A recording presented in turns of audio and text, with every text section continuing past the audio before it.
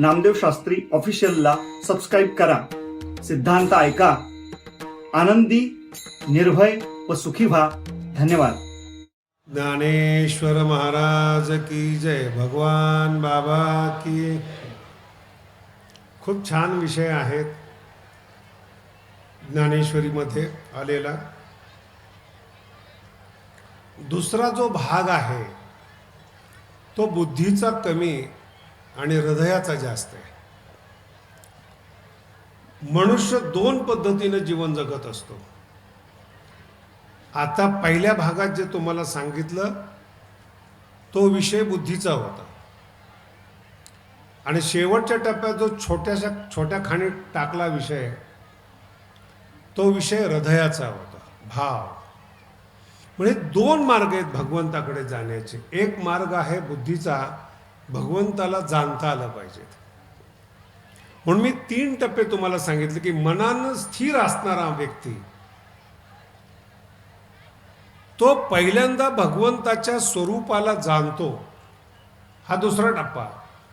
आणि तिसरा टप्पा, काही माणसं निसर्गतः हृदयवान असतात. हृदयवान, हृदय भावशुद्धी भरले. ज्ञानोबारायांनी साजरं जीवन कशाला म्हणतात त्याची ओवी, हृदय भावशुद्धी भरले, मन अंग क्रिया अलंकारिले. सुंदर क्रिया निषिद्ध क्रियाने अलंकारिले, ऐसी जे जियाले साजरे जे का. मन भावशुद्धी भरले, अंग क्रिया अलंकारिले. शरीराने शुद्ध कर्म, हृदयाने भावशुद्धी. इतका नाजूक विषय हा विषय ज्ञानाने कंट्रोल होत नाही. मराठी कळाली का तुम्हाला? खूप ज्ञानी आहात पण जखम जर हृदयाला झाली ना तर ती ज्ञानाने कंट्रोल नाही होत. सगळं ज्ञान बरोबर असतं, सगळं कळत असतं, जखम बुद्धीच्या बाहेर झाली, ज्ञान कंट्रोल करतं. मराठी कितपत समजत असेल प्रयत्न करा बघण्याचा. ज्ञानाच्या म्हणजे बुद्धीच्या पलीकडे इंद्रिय असतील, मन असेल, शरीर असेल, ह्या तिन्ही जखमा ज्ञान सहन करतं. किती नुकसान होऊ द्या, काही होऊ द्या, सगळं सहन करतं. पण बुद्धीच्या आत हृदयाला जर जखम झाली ना मग बुद्धीचं ज्ञान व्यर्थ होतं. जपानमध्ये घटना घडली. स्टोर असतात, मॉल असतात शॉपिंगचे, आणि तिथं फक्त CCTV कॅमेरे असतात. आपण जायचं, माल टाकायचा, बिल करायचं, निघून जायचं. जखम कशी असते ते सांगतोय बरं का. मग तिची बाई गेली होती, म्हातारी, ती नातूला बरोबर घेऊन गेलेली होती. तिने जेवढं सामान घेतलं तेवढं बिल केलं, पण नातवाने एक पुडा आणला आणि त्याच्यात टाकला आणि तिच्या लक्षात नाही आलं की हा बिना बिलाचा आहे. मी सज्जन माणसासाठी सांगतोय. आपले इथे ATM बनवणारी लोक आहेत, पण जिथं सलज्ज अंतःकरण आहे, जागरूक अंतःकरण आहे, त्या लोकांची गोष्ट आहे. आणि पोलीस घरी आले महाराज CCTV मधून की एक पुडा बिना बिलाचा तुम्ही आणला. जपानमध्ये चोरी हा विषयच नाही आहे. आणि एक आणला, तिला तो मनस्ताप झाला. दुसऱ्या दिवशी पोलीस आली, तिसऱ्या दिवशी आली, आणि ती जखम हृदयापर्यंत पोहोचली. तो अपमान हृदयापर्यंत पोहोचला आणि 2-3 दिवसानंतर तिने आत्महत्या केली. ज्ञान आहे तुम्हाला, सगळं तुम्हाला कळतं, पण हृदयाला जी जखम झाली ना तिला दुरुस्त नाही करता येत. आणि तीच एक जागा तुमची, बाकी सगळा व्यापार आहे. मन भाव शुद्धी भरले. ज्ञान आणि भाव हे 2 विषय आजचे. ज्ञानाचं तुम्ही ऐकले, आता तुम्ही भाव ऐकताय. हे ज्ञानेश्वरीतले मुख्य सूत्र आहेत. ज्ञान आहेत आणि भाव आहेत. श्रद्धावान लभते ज्ञानम हा एक विषय आहे, आणि तद्विधी प्रणिपातेन परिप्रश्नेन सेवया हा एक मार्ग आहे. त्यातला पहिला मार्ग आपण पहिल्या प्रकरणामध्ये पाहिला, हा दुसरा मार्ग आहे हृदय. आणि त्या हृदयाला समजूनच सांगता येत नाही, ज्ञान फिकं होतं तिथं. ज्ञानोबांची इतकी सुंदर ओवी आहेत. ही जी बुद्धी आहे ना, ज्ञानोबांनी अशी कल्पना केलेली आहे. आणि बुद्धी जेव्हा संसारामध्ये येते ना, तिला अनेक जण जखमी करतात. कोणी विश्वास तोडतं, कोणी खोटं बोलतं, कोणी फसवतं, विश्वासघात होतो.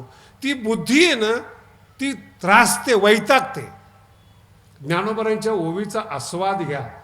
आस्वाद घ्या म्हटले, समजून घ्या असं नाही म्हटलेलं. ज्ञानोबा म्हणतात सर्वेंद्रियाची वृत्ती, सर्वेंद्रियाची वृत्ती, सर्व इंद्रियाची वृत्ती, अस्तित्व. जे 5 ज्ञानेंद्रिय आहेत, 5 कर्मेंद्रिय आहेत आणि मन आहे, ह्या 11ची वृत्ती असणं. जसं डोळ्याला रूप पाहावंसं वाटतं, कानाला शब्द ऐकावासा वाटतो, ह्या सगळ्यांची वृत्ती घेऊन सर्वेंद्रियाची वृत्ती घेऊन आपुल्या हाती, हा शब्द महत्वाचा आहे. याला म्हणतात नियंत्रण. सगळ्या इंद्रियाच्या वृत्ती हातात येणं हे तुम्ही स्वप्नच पहा. तुम्ही स्वप्नच पहा. एक इंद्रिय नीट ऐकत नाही महाराज. कानाला जर सवय लागली महाराज, कुठपर्यंत कान जातात. कान पण अशाच माणसाकडे जातात जे स्तुती करतात, दोष काढतात, त्याच्याकडे कान जात नाहीत. वाह काय साहेब तुम्ही, वा वा, कान तिथंच जाणार. त्याच माणसाला चहा पाजणार. आणि जर खरं सांगितलं ना, हे कानाचं सांगतो तुम्हाला, डोळ्याचं तर विचारूच नका. कॉलेजच्या बाहेर पोरं उभेच असतात. अभ्यास खड्ड्यात गेला, बापाचा पैसा खड्ड्यात गेला, आपण शिकाय करता आलो हे सुद्धा डोळे विसरवतात. हे कमी नाहीये. शब्द लक्ष, हे याला डोळ्याची वृत्ती म्हणतात. काही माणसं असे भेटतात आम्हाला. मी जर म्हणलं ना मुंबईतला, मग तुम्ही तिथला वडा खाल्ला का, हे जिभेचे माणसं आहेत. रसनेंद्रियाचा, ज्ञानोबा आहेत ओवी लिहितात, रसनेंद्रियाचा अंकीला कुठेही चांगलं जेवण, ह्याला कळलं पाहिजे तिथं आमकं स्पेशल आहे, गेलाच तिथं. ज्ञानोबांनी ते इतकं सुंदर लिहून ठेवलेलं आहे. रसनेंद्रियाचा अंकिला का जो निद्रेशी जीवे विकला. अति झोपणारी माणसं आणि खाणारी माणसं यांनी गळ्यात माळ घालूच नाही, आणि यांच्याशिवाय दुसरं सापडतच नाही. पंगत जोडणारे ज्याला म्हणतो ना आपण, रसनेंद्रियाचा, आणि स्तुती करणार. अमक्या ठिकाणी पंगत चांगली होते, अमक्या सप्ताहात जेवण चांगलं मिळतं, रसनेंद्रियाचा अंकिला. आणि खाल्लं ना, तर आम्ही सुद्धा आता स्वतः पाहतो, तिकडे कीर्तन चालू असतं मस्त, एकदा जेवलं की इथंच आमच्या समोरच तुका म्हणे चाललंय तिकडं, यांचं घोरणं चालू आहे. म्हणजे सप्ताहाला येण्याचा उद्देश दोनच, रसनेंद्रिय आणि ज्ञानोबांचे ओव आहेत ना. ह्या 5 इंद्रिये 5 ठिकाणी ओढतात. ज्ञानोबांनी याचीच पांगुळ या अभंगामध्ये कल्पना केलेली आहे. पांगुळ झालो देवा नाही हातना. मन जे असते ना, मन पांगळे, आणि मनाला शरीरातून बाहेर येण्याकरता एक इंद्रिय लागतं.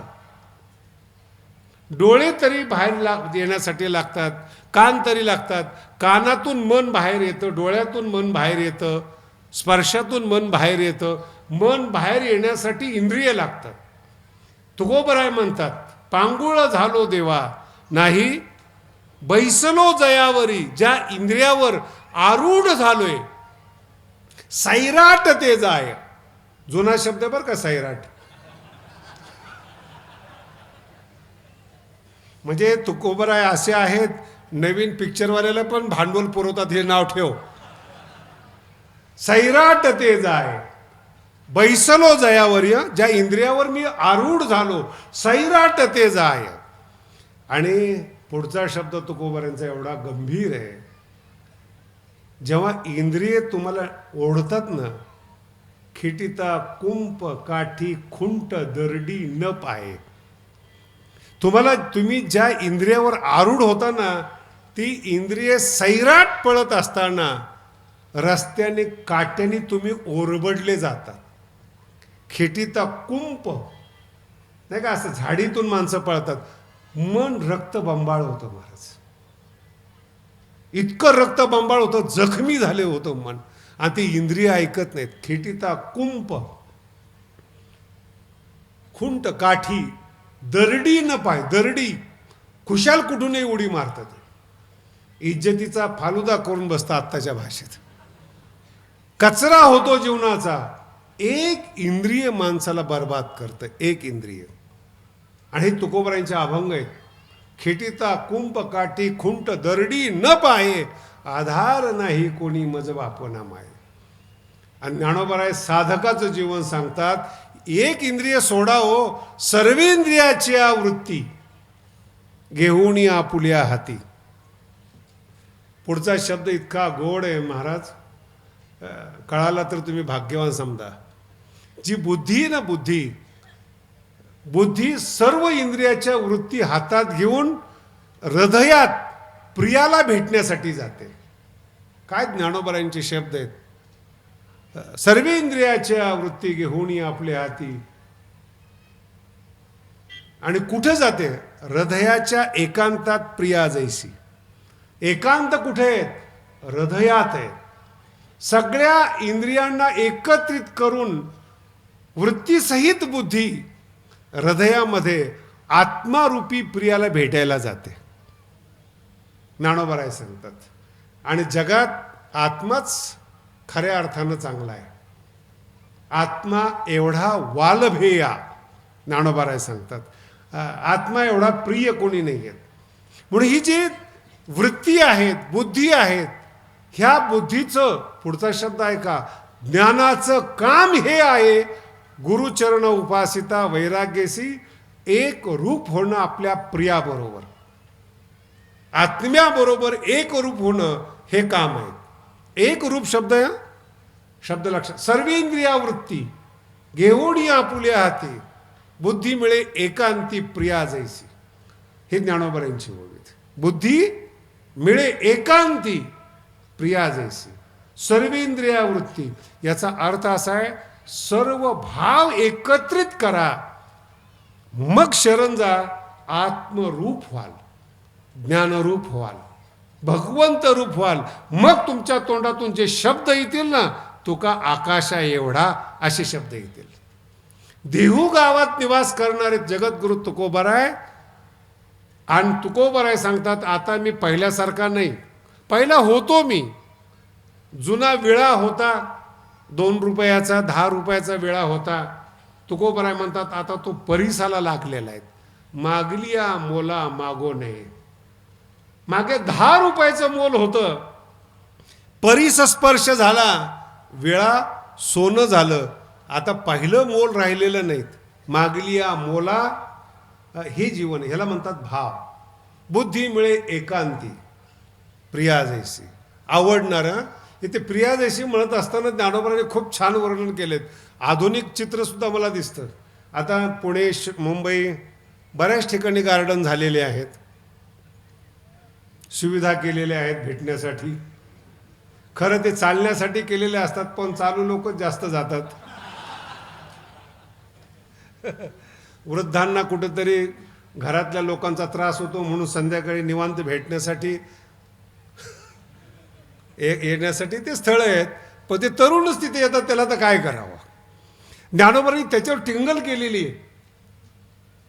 ज्ञानोबराय म्हणतात, ठीक आहे गार्डनमध्ये जाताय ना, चांगलं आहे, पण काळ वेळ पाहून जा ना, मे महिन्यात कुठं जात आहे. ज्ञानोबराय म्हणतात, वसंती बरवा आराम. वसंती सगळे फुलं उमलतात. लोक आपल्यापेक्षा बाहेरचे लोक चेरी ब्लॉसम साजरा करतात. ते म्हणजे काय, फुलं येणं हो. भारतात फुलं येतात, पण ह्या फुलांना कळतच नाही. हे सगळे वेळच. ज्ञानोबरांनी सगळ्यात जास्त वर्णन वसंताचे केलेले आहेत. वसंती बरवा आराम. आराम शब्दाचा अर्थ बगीचा, गार्डन. गार्डनमध्ये जाताय ना तुम्ही, वसंताच्या वेळेत जा, मोहर आलेला असतो, फुलं आलेला असतात, सुगंध आलेला असतो. वसंती बरवा आराम. आणि आरामात गेल्यानंतर प्रिया संगम खूप सुंदर आहेत. आत्ताचे लोक वेगळ्या भाषेमध्ये बोलतात प्रिया संगम. तिथं पत्नी घेऊन कुणी जात नाही बरं का गार्डनमध्ये. 750 वर्षापूर्वी सांगितलं. जर गेले तर भांडण्याशिवाय काहीच नाही तिथं. घरी भांडता येत नाही म्हणून ती जातात. ज्ञानोबांनी प्रिया शब्द वापरलाय, प्रिया संगम. आणि तिथं जाऊन ज्ञानोबा म्हणतात फुटाणे खात बसू नका हो, अपमान आहेत. जुन्या काळातले जे राजे लोक असायचे तिथं गेल्यानंतरच त्यांनी सांगितलं संगमी उपचार. काय काय वेगळ्या वेगळ्या वेगळ्या वेगळ्या वस्तू, मनोरंजनाच्या वस्तू. गार्डनमध्ये गेल्यानंतर एक सजलेलं गार्डन, त्यात खाण्यापिण्याच्या अनेक वस्तू, ज्याला आत्ताच्या भाषेत आपण पार्टी म्हणतो, आणि हे तिथं आहेत. तर संसाराचा तुम्हाला आनंद मिळेल सर्व असलं तर. सर्व. तसं ज्या वेळेस तुम्ही परमार्थ करता त्यावेळेस एका इंद्रियाने परमार्थ करू नका, एका अर्थाने परमार्थ करू नका, एका विषयाने परमार्थ करू नका. सर्वेंद्रिया वृत्ती, सर्व इंद्रिये एकत्रित करा, एक भाव करा आणि मग तुम्ही भेटायला जा. हा आनंद वेगळा आहे, हा ज्ञानापेक्षा वेगळा आनंद आहे. म्हणून परमार्थामध्ये 2 भाग आहेत. एक ज्ञानाच्या मागे जाणारा भाग आहे, त्याला ज्ञान मार्ग म्हणतात. एक प्रेमाचा मार्ग आहे, ज्याला राधेचा मार्ग म्हणतात, भक्तीचा मार्ग म्हणतात, प्रेमाचा मार्ग म्हणतात. ज्ञानोबराय प्रेमाच्या मार्गावर चालणार आहेत म्हणून त्यांना पुरुष असून माऊली म्हणतात. इतर संतांना म्हणत नाही. तर माऊली शब्दाचा अर्थ प्रेमाने ओथंबलेली, प्रेमानं भरलेली जी आहे ती माऊली. हा मार्ग आहे. आणि प्रेमाने जो भरलेला माणूस आहे ना त्याला जखम होत नाही. जखम होण्याच्या ठिकाणी अंतःकरण पाठवतच नाहीत. म्हणून ही ओवी सांगितली सर्वेंद्रिया वृत्ती. कारण की सर्व इंद्रिय एक करून तो आतमध्ये हृदयामध्ये जातो. आत्म्याला बाहेर जखम करण्यासाठी कोणीच शिल्लक नाही. हृदय तुटलं, ब्रेक झालं, अमकं झालं, काही नाही. काही माणसं फार प्रामाणिक असतात महाराज, रोज हृदय तुटत असतं त्यांचं, कुणालाही पाहतात ब्रेकडाऊन होतं त्याचं. त्यांना काय झालं नाही हार्ट. मग माझ्या मित्राला विचारलं काय माणूस आहे, काय नाही, मी रोज 10-15 वेळा तुटतं म्हणे हृदय त्यांचं, काय करणार त्याला.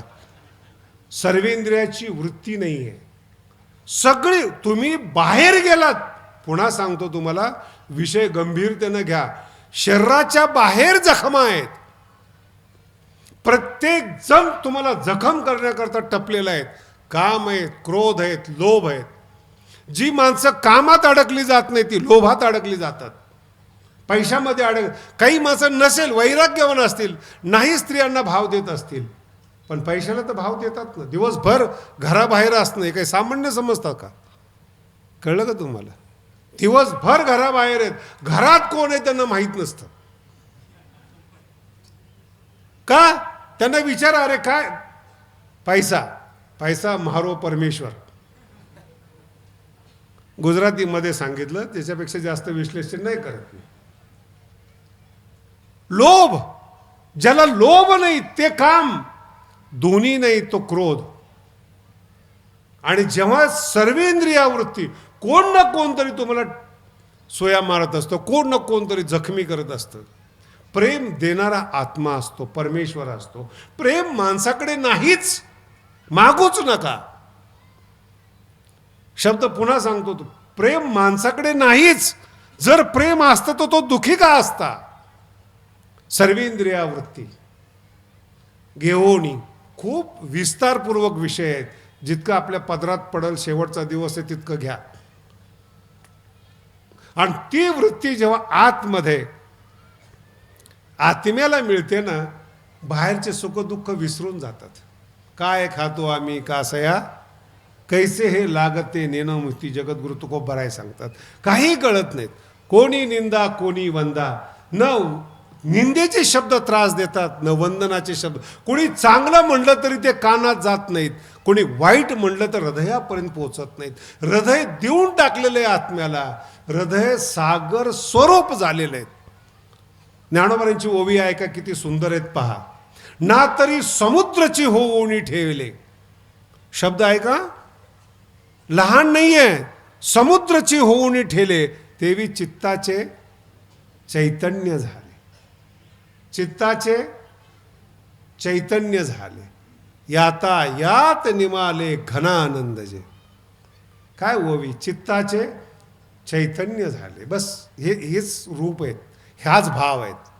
जेव्हा चित्ताचं चैतन्य झालं ना, चित्तच राहिलं नाही. दुःख देणार कुणाला, काय लक्षात ठेवणार, काय घडलं काय कळणार तुम्हाला. म्हणून भाव हे दोन मार्ग ज्ञानोबांनी सांगितलेले आहेत. एक तर भाव धरोनिया वाचे ज्ञानेश्वरी एक, नाहीतर विद्वत्तेनं बुद्धीनं ज्ञानेश्वरीची सेवा कर. हे दोन मार्ग आहेत. जर तुला ईश्वरापर्यंत भगवंतापर्यंत जायचं असेल, हे दोन मार्ग आहेत. ह्या दोन मार्गाने जाता येतं. बुद्धीनी पार करता येणार नाही शब्दाचा सागर. शब्द समुद्रासारखे आहेत, ओलांडता येणार नाहीत. म्हणून सगळ्यात सोपा मार्ग आहे समर्पण. सगळ्यात छान मार्ग आहे श्रद्धा. सगळ्यात चांगला मार्ग आहे सद्बुद्धी, समर्पण. एकदा समर्पण केलं ना, आपोआप त्याचे गुण आपल्या अंगामध्ये येतात. ज्ञानेश्वरी नटखट आहे, तुमचं अंतःकरण सुद्धा तितकं प्रसन्न राहणार आहे. गंभीर नाही आहे ज्ञानेश्वरी. हे चित्रकारांनी फोटो काढलेत, ज्ञानोबा समाधीमध्ये बसलेले आहेत. हे चित्रकाराचं मत आहे की योगी शांत असतो. पण ज्ञानेश्वरी वाचा, ज्ञानेश्वरीच्या ओव्या चंचल आहेत, चतुर आहेत, रसिक आहेत, अर्थानं आणि रसानं भरलेल्या आहेत. ओवी भेटली ना, परमात्मा भेटल्यासारखा वाटतो. हिला ज्ञानेश्वरी म्हणतात.